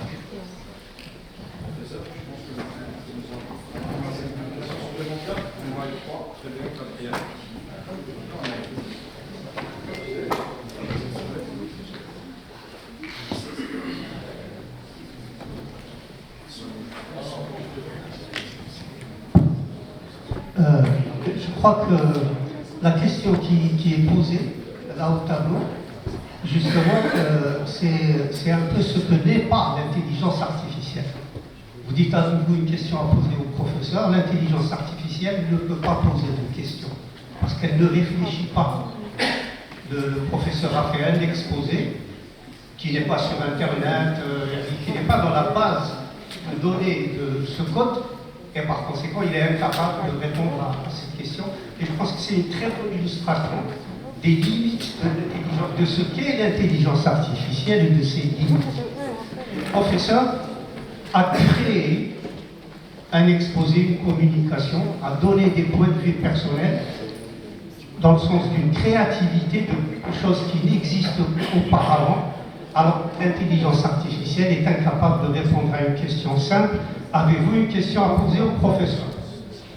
Parce que peut-être que une fois que cette communication sera sur Internet, sera intégrée dans la base de connaissances, dans la base de données de ce code, d'accord, ils peuvent poser des questions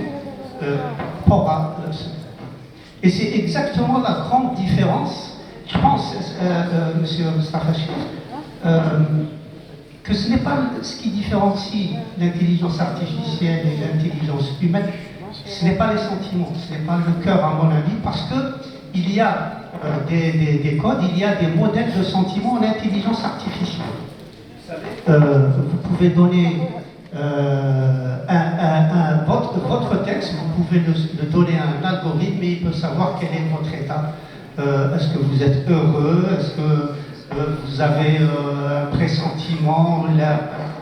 Et il peut donc fédérer sur l'état émotionnel. Moi, à mon avis, pourquoi ces confusions? C'est parce que ces algorithmes sont appelés intelligence artificielle. Moi, je pense que c'est ce mot, intelligence artificielle, qui crée la confusion. Il n'y a pas d'intelligence, ce sont des codes, ce sont des algorithmes, et ces algorithmes ont une puissance de calcul, comme l'a très bien expliqué le professeur. Et quel est l'apport de ces algorithmes par rapport à ce qui se faisait avant? Jusqu'à un passé récent, ce qu'on savait faire quand on a deux phénomènes, quand il s'agit d'analyser deux phénomènes, de voir la relation entre deux phénomènes, jusqu'à un passé récent, on ne savait faire, on ne savait identifier et interpréter que des relations linéaires. L'homme est d'abord un architecte, un ingénieur, un architecte, c'est-à-dire qu'il travaille avec des angles droits. Par contre, l'homme et l'intelligence artificielle, et Dieu a créé l'homme, non pas pour que l'homme ait une configuration linéaire et géométrique, mais qu'il soit dans une configuration non linéaire. Il n'y a pas quelque chose dans le corps humain qui fasse un angle ou qui fasse une ligne droite ou un segment. Le cerveau humain est ce qu'il y a de plus non linéaire puisqu'il est tellement flasque que vous n'avez même pas un once de linéarité dans le cerveau. Or, l'intelligence artificielle a pu dépasser les relations linéaires, l'interprétation linéaire entre les phénomènes et à travers les neurones artificiels. Il suffit de mettre des couches cachées, plusieurs couches cachées, et vous pouvez identifier des relations de causalité et de relations d'interdépendance extrêmement non linéaires. C'est ça ce qui a fait le progrès, c'est ça ce qui a fait donc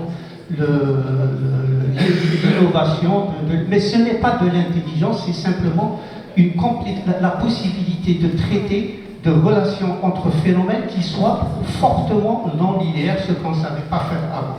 Cela dit, il n'en reste pas moins, et là je voudrais manifester un petit désaccord avec ce que vous disiez tout à l'heure. Je finis sur ça. À propos du juste milieu, je suis d'accord avec vous, monsieur le professeur, ce sont des sentiments très, très nobles et un peu philanthropiques, je pense. Parce que le juste milieu serait effectivement valable si c'est quelque chose qui est partagé par tout le monde, dans l'ordre international, je parle. Mais si vous êtes dans un ordre international fortement polarisé et que vous êtes un peu seul à défendre le juste milieu, vous risquez de ne pas avoir le dernier mot. Merci. Professeur, on prend une autre question. C'est bon? Très bien. S'il vous plaît, on va être vraiment limite dans les questions. Pas plus de 30 secondes de parole, s'il vous plaît.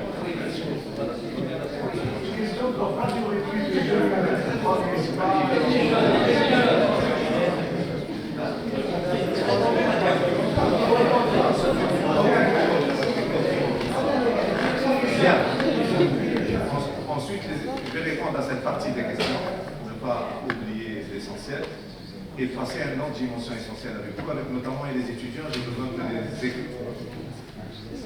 Bien. le sujet de la modernité. Il ne faut surtout pas renoncer à produire, à bâtir, à créer une modernité qui correspond à nos valeurs, à nos ambitions, à nos objectifs.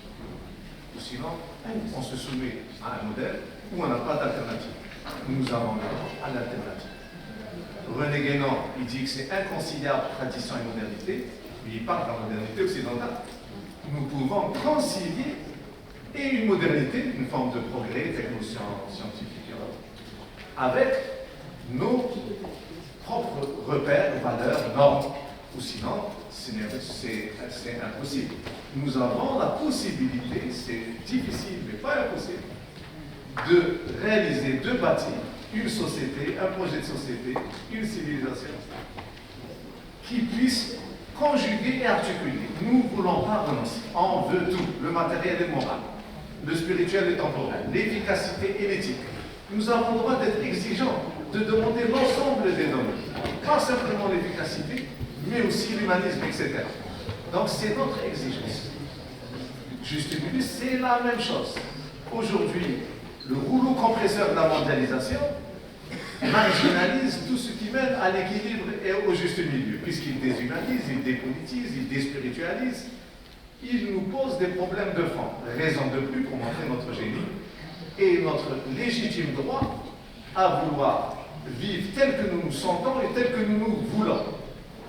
Et c'est ça qui est essentiel, et je vous assure qu'ils sont impressionnés par le fait qu'ils considèrent que nous sommes les derniers résistants. On est les derniers résistants à la déshumanisation, à la dépolitisation, à la déspiritualisation. Mais il ne faut pas que notre résistance soit réactionnaire, obscurantiste, rigoriste, intégriste, tout ce qu'on voudra. Parce que celle-là, c'est celle de la stérilité, du refuge et du repli, qui ne permet pas d'affronter les problèmes. Nous avons le droit à notre propre vision du monde sans l'imposer aux autres. On ne veut pas que les autres nous l'imposent. Je ne demande pas à l'autre de me ressembler, il n'a pas le droit de me demander de ressembler. Il a le droit de me demander d'être juste, et j'ai le droit de lui demander d'être juste. Voilà la différence, c'est celui-là. Donc, c'est des enjeux essentiels. Nous ne pouvons pas renoncer à un projet de civilisation, un projet de société, une civilisation paraît trop grande, où on puisse articuler, équilibrer les différentes dimensions de l'existence. C'est-à-dire souveraineté, par exemple, sur le plan politique, souveraineté non négociable, mais coopération, négociation, discussion, dialogue. Nous ne pouvons pas renoncer à cet équilibre, à cette alchimie. La même chose, unité et pluralité entre le permanent et le politique.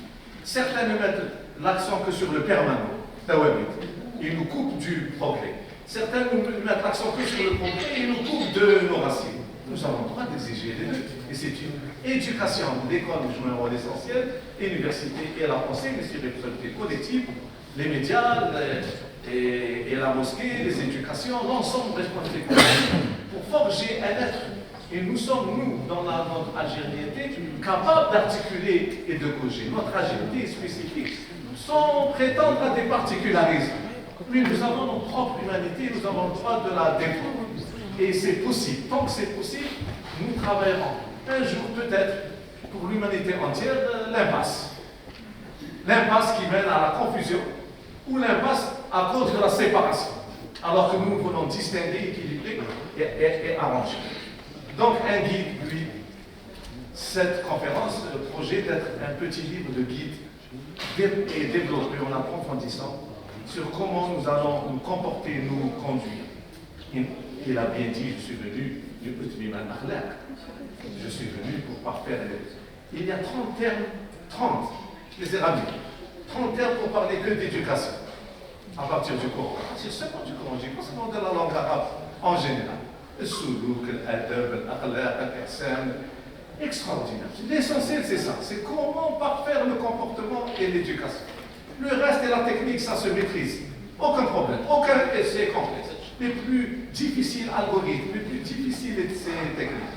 Mais, comme je disais tout à l'heure avec notre frère Hassan, il y a une synergie à créer. Il y a à multiplier. Il y a à écouter. Il y a à faire lien en notre sein, dans notre société et aussi à travers le monde. Malik Ben Nabi s'était affronté à cette question, mais avant lui, Ibn Khaldoun, qui recherchait quel était le génie, quels étaient les défauts et les qualités des Arabes et d'autres, et nous avons à prendre compte de ça. C'est la discussion que jaillit la lumière. Les autres questions, oui, c'est bien la problématique de la difficulté, c'est bien d'abandonner l'intelligence artificielle. C'est ça, un peu le paradoxe. Et j'ai bien dit dans la conférence, c'est pas une intelligence humaine. Quand je dis humaine, c'est comme si je disais, c'est pas une intelligence. Puisqu'elle ne fait que redonner ce qu'elle a reçu. En faisant des recoupements linéaires, comme on disait, ou thématiques. C'est une encyclopédie, c'est une livresse, mais elle ne vous raconte que si, comme il y a quelqu'un qui dit, c'est un perroquet. Un perroquet avec des capacités de faire des propositions.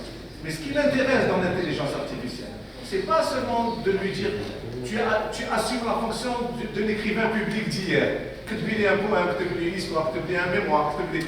Je ne demande pas moi je demande d'assumer les grands problèmes auxquels je suis confronté.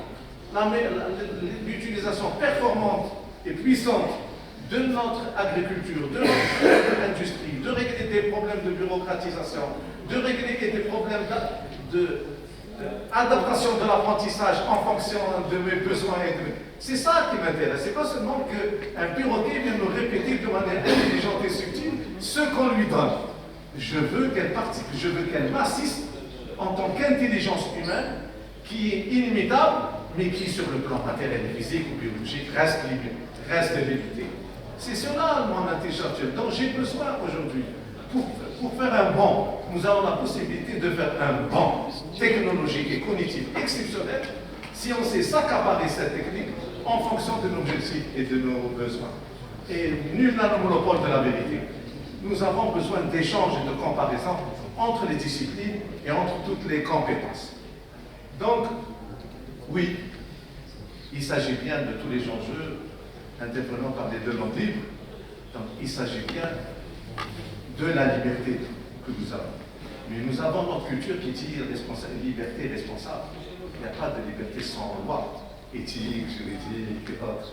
Nous avons à éduquer les nouvelles générations à avoir une liberté responsable, celle où elles s'affirment sans porter atteinte à ce qu'on peut appeler le bien commun. La culture est du bien commun, l'éducation est du bien commun est essentielle. Donc, outil merveilleux, mais pas l'illusion d'être humain, mais pas l'illusion de faire à notre place, d'assumer à notre place les risques et les difficultés. Voilà un petit peu le premier package de questions que je voulais y répondre. Et tout cela est un cheminement de travail, de croisement entre ce que la pensée universelle européenne occidentale dit, ce que nos propres pensées disent. Il n'y a pas de mur à créer, il n'y a pas de mépris à faire tant vis-à-vis de nous et des autres que de certaines parties de nous-mêmes. Il y a de l'humanité et de l'audace à faire en même temps pour comprendre ce que c'est la pensée. J'ai dit pensée informatique, mais avant de maîtriser pensée phonétique, c'est pensée tout. On veut nous empêcher de penser autrement. Nous continuerons à être à l'écoute de ce qui nous permet d'assumer nos responsabilités et de rester nous-mêmes. Question étudiante. Monsieur Laurent.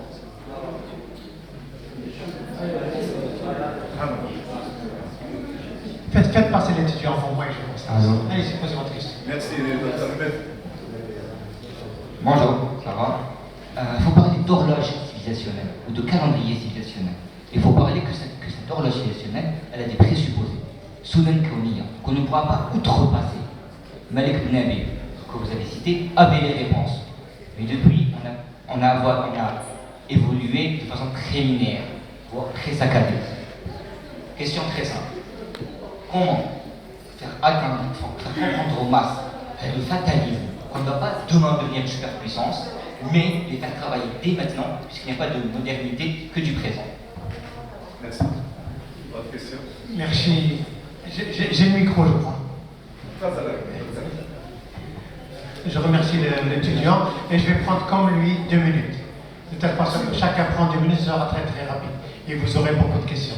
Donc merci au professeur, et je vais lire ma question comme ça pour ne pas prendre. Donc merci au professeur Moustapha Chérif de nous avoir fait cette excellente conférence. Merci aussi à travers le directeur général, l'ensemble des gens de l'ESA de nous avoir invités. Discute cela. Je veux vous tendre la perche du professeur Moustapha Chérif. j'ai cru comprendre, je suis resté sur ma soif et sur ma faim, et j'ai cru comprendre qu'il y a tradition et technologie. Ensuite, il y a tradition et science. Ensuite, il y a tradition et intelligence numérique maintenant. Et ça veut dire la même chose. Ensuite, on parle de religion. Religion et science. Religion et technologie. Religion et modernité. Religion et comment dirais-je, intelligence artificielle. Qui a intérêt à faire tout cet amalgame? Qui a intérêt? Pourquoi fait-on l'intérêt?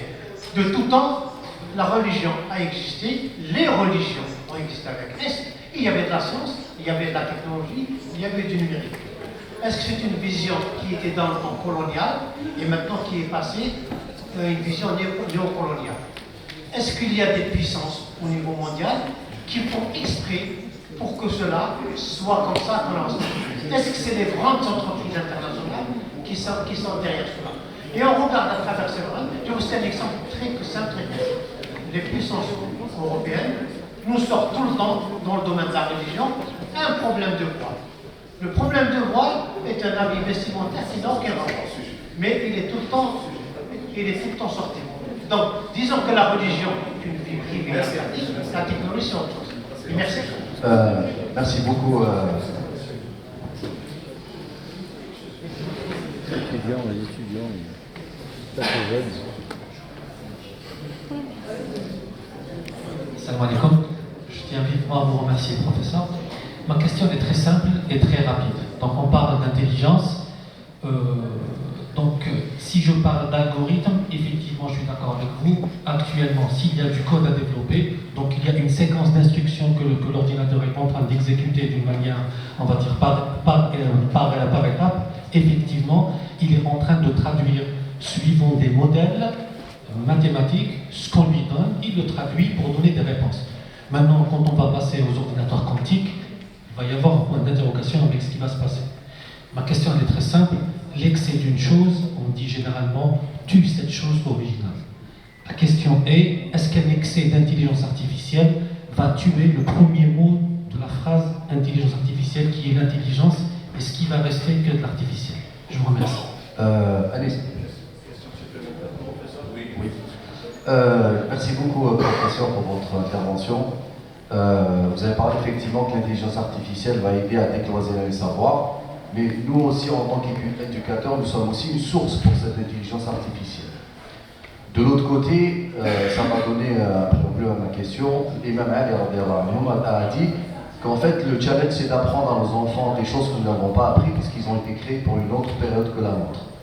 Du coup, ma question est la suivante. Comment nous, en tant qu'éducateurs, de disciplines qui ne sont pas forcément techniques, pouvons-nous apprendre à nos enfants des choses qui seront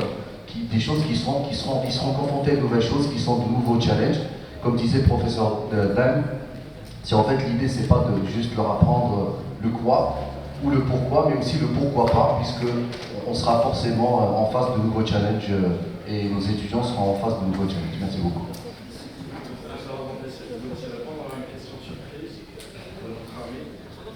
Voici une question que vous pouvez poser au professeur Moustapha Cherif. Comment pensez-vous que les gouvernements et les institutions devraient gérer la réglementation et l'utilisation de l'IA pour minimiser les risques potentiels tout en maximisant les avantages pour la société? On répond à cette part et puis on en prendra une autre. Une dernière part. Bien. Alors, question. Micro, il marche?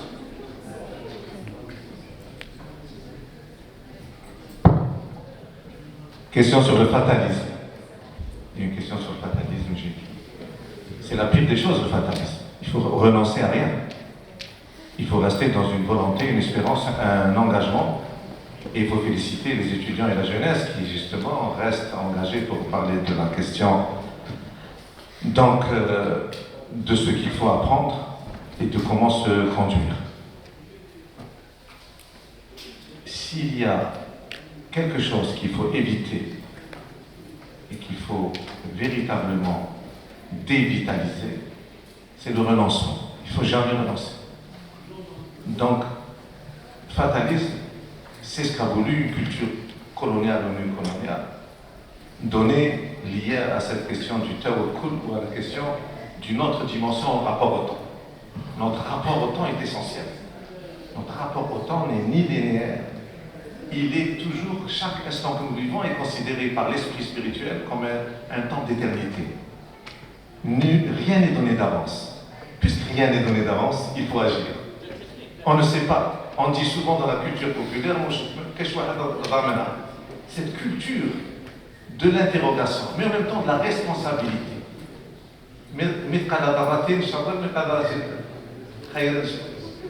Nous sommes responsables parce que chaque accord de bien ou de mal que nous faisons, nous avons assumé nos responsabilités. Donc, responsabiliser, c'est ce que veut nous faire notre culture, responsabiliser, activer la raison. La responsabilité est essentielle pour pouvoir affronter les défis. La question c'était comment outrepasser le fatalisme des populations. Comment, voilà, c'est ça. Donc, outrepasser, c'est une responsabilité. C'est pas de mon conseil superpuissance. J'ai 20 ans, c'est pas dans mon lifespan. Absolument. Bravo, je comprends. Comment outrepasser? Tout simplement en multipliant les débats, en multipliant les dialogues, en multipliant les discussions. Parce qu'il y a un vide dans les sociétés qui nous ressemblent. Il y a un vide aux échanges, aux débats, aux espaces. Comme disait le docteur de sociologie, il y a un nouveau modèle à inventer. Mais en puisant dans notre héritage et dans notre patrimoine. Et ce nouveau modèle est en fonction de la problématique aujourd'hui. Le dépassement est essentiel. Il s'agit d'être fidèle à nos racines et d'ouvert sur le monde en croisant les méthodologies des différentes sciences et les méthodologies qui sont encore à découvrir à cause des nouveaux outils. Les nouveaux outils nous obligent à changer les méthodes de travail, les méthodes de compréhension et les grilles de lecture. Donc, il n'y a pas de fatalisme, il n'y a pas de hasard. Il y a une intelligence humaine à exercer en fonction des réalités propres. On ne peut pas sortir. Si on appelle les discours en général, on dit qu'ils dépendent des conditions d'énonciation, du lieu. On ne peut pas nier du lieu où on se trouve. L'espace et le temps dans lequel on se trouve influent sur notre manière de penser. On doit en tenir compte, sans sortir de cet espace et ce temps, mais sans être soumis à ce temps et à cet espace. On doit travailler en fonction de nos conditions propres et historiques, tout en tenant compte de ce qui est plus fort, qui s'appelle universel. Religion, le mot n'a pas été employé une seule fois dans la conférence. Parce que justement, pour la pensée occidentale, il pose problème. Alors que dans leur origine de la signification du mot religion, tout le monde sait, le mot religion en latin, en français, c'est relier, faire lien. Din chez nous, c'est une dette. La foi de deux, comme c'est une dette à rendre. Quelque chose, nous sommes dotés de quelque chose, d'un don de la vie, d'un don d'intelligence. Nous devons, l'Imam Abdelkader dit, il n'y a pas plus grand défaut que de ne pas utiliser ce qui nous est donné comme don, le don de l'intelligence et de la compétence. Donc, nous avons une problématique, je l'ai dit dans le début de la conférence, l'hypersécularisation. La séparation outrancière du temporel et du spirituel a fait que c'est devenu déshumanisation. On parle souvent par exemple, de choc de civilisation ou de guerre de religion. Ça n'existe pas. Toute la modernité occidentale a mis sur le bas du côté tout ce qui représente valeur spirituelle, toute quelle qu'elle soit. Ceux qui sont dans la marginalisation n'ont pas à devenir des concurrents alors qu'il faut faire face aux défis communs, aux défis plus communs, plutôt que d'être dans une concurrence entre les différents types de religions. Donc, vision problématique. Nous avons à distinguer le temporel spirituel. La sécularisation est une chose naturelle.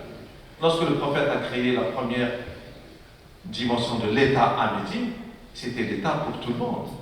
Quelle que soit la croyance et quelle que soit la situation ethnique, culturelle, c'est pour tous.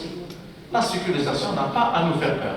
Mais ce n'est pas la sécularisation qui vient opposer, séparer, contredire un certain nombre donc, de lectures, d'où je disais la techno, ou la technologie, ou l'intelligence artificielle, n'est pas une simple, elle est non seulement pas neutre, mais elle porte en elle une idéologie. Nous devons nous garder des positions partisanes tout en étant légitimement capables de défendre une idée d'un projet de société, mais ni partisane, ni subjectif, ni idéologique. Un projet de société qui permet à chacun d'exprimer ses différences, mais d'aller au-delà de ce qui est subjectif. L'excès, question celle-là difficile, disons qu'à force d'excès de sécularisation, à force d'excès de technicité, à force d'excès d'économisme, nous allons dans une mauvaise direction. Le monde va dans une mauvaise direction. Et il est vrai, comme disait l'un d'entre vous, c'est que le devenir est commun. Ce n'est pas une partie de l'humanité qui va être, elle, heureuse, et l'autre qui va aller dans la catastrophe. C'est une dynamique. Aujourd'hui, il y a la mondialité. Jacques Berthe disait, aujourd'hui, classe, ce n'est pas le local qui est déterminant. Il est important, c'est le vaste qui commande. C'est le global qui commande. On est embarqué dans une même direction. Mais nous n'avons pas à laisser les autres faire du guidage automatique de notre société. Nous avons à échanger avec eux et leur prouver que ce que nous voulons, ce que nous disons, n'est à rien contre le bien commun.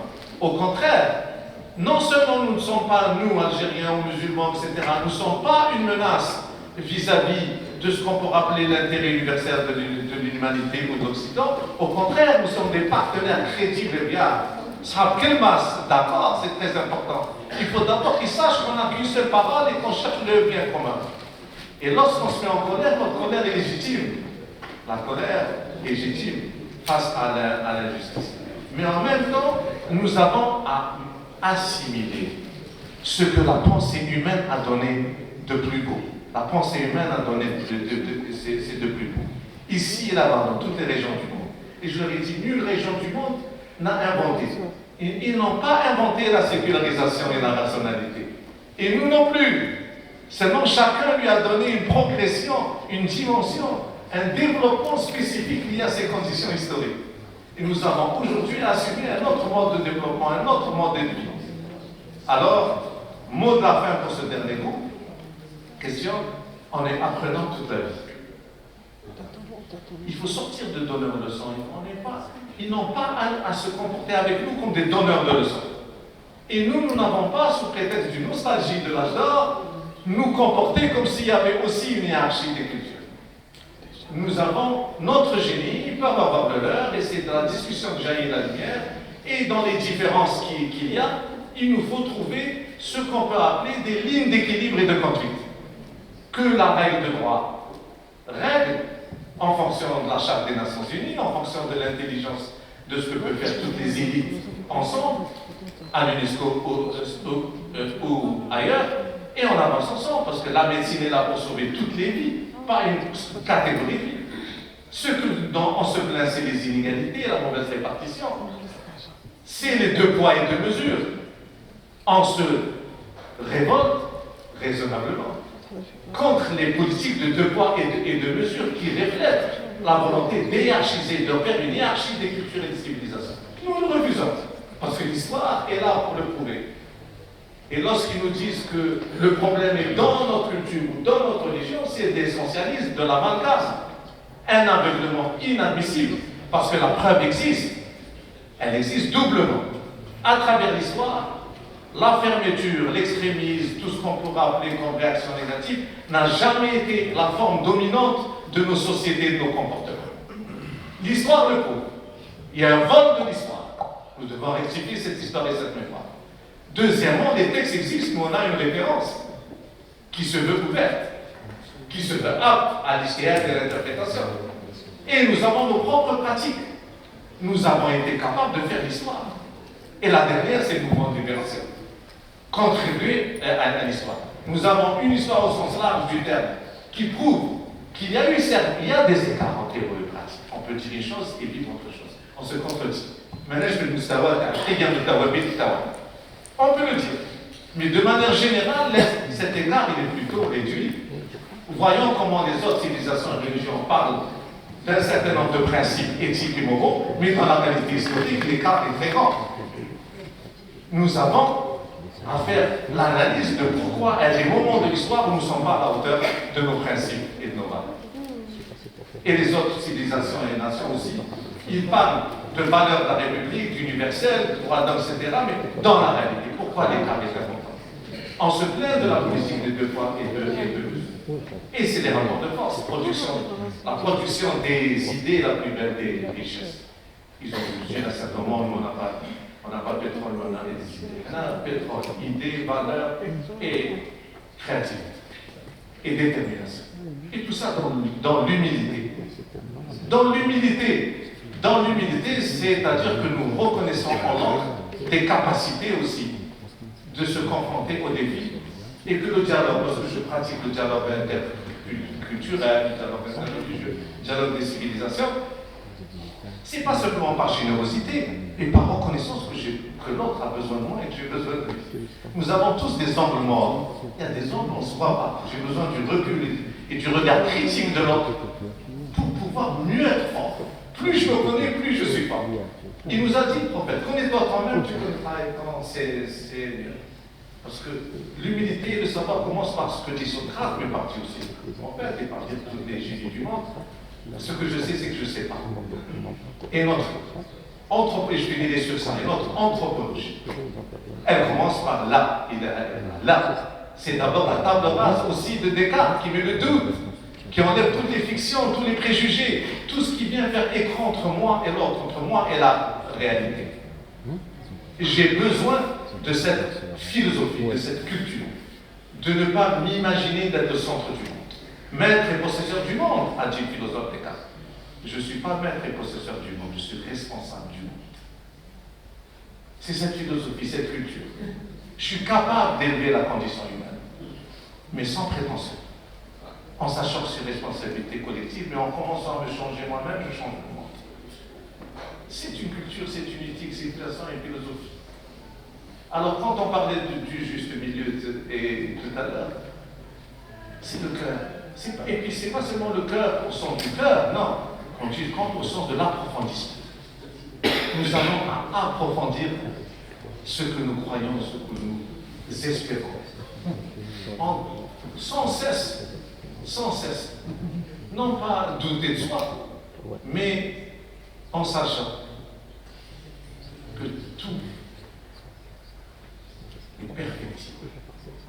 Tout peut s'améliorer, tout peut se corriger.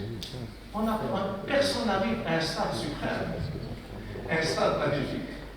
D'où la responsabilité des générations.